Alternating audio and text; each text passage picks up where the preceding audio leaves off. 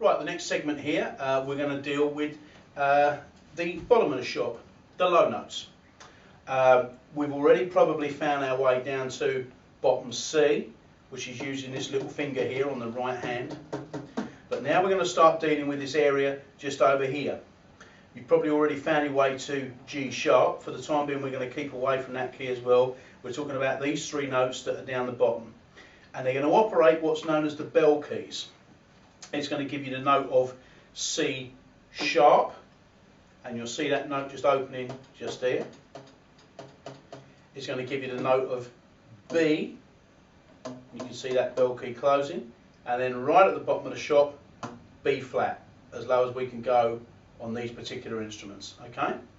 You will find, just as a point of interest there, that mainly baritones would be manufactured with a low A on them. You can get tenors and altos, you would pay a lot of money for them, but usually saxophones will finish at B flat. But for baritone players, it's quite usual that they find themselves with a low A key, and you'll see an extra bell key just there.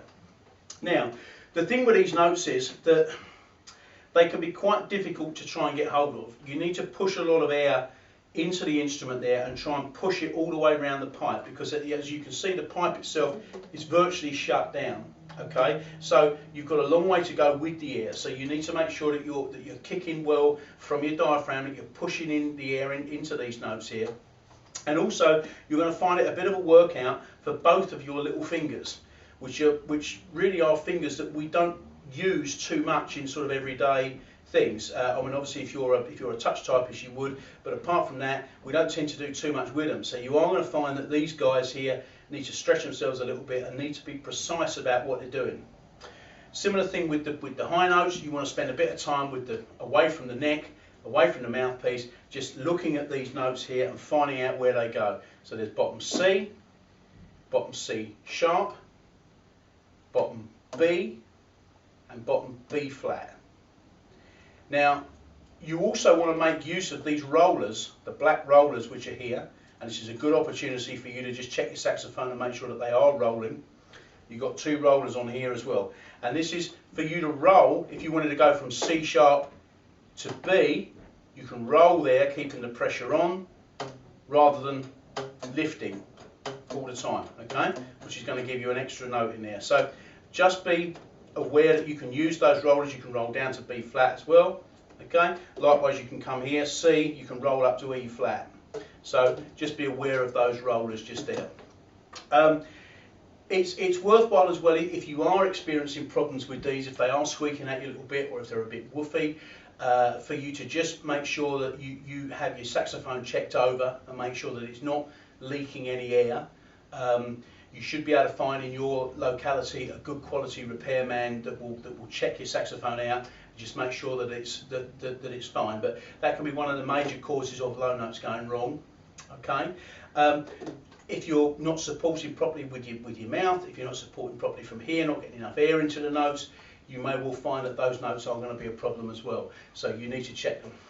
And just finally, on the bottom C sharp just there, which is going to open this key just here, you'll notice that when you haven't got your fingers on the saxophone, that is one of the few notes, one of the few keys, which actually stays shut. Now you may find that when you first pick your saxophone out of the box, that this is one of the notes that you might just want to lift it, because the pads sometimes have a habit of just sticking against the body there, and you might just want to lift that note to make sure that it is free and ready for you to play. Okay, just while we're on that particular subject, you'll notice the note of E flat just there has the same thing, and one of the biggest bugbears is the note of G sharp, and you'll see it lifting just here, this note just there. Okay, that one can often stick. It's another one all the way down here, all these notes are open, but that one there is the one that's shut.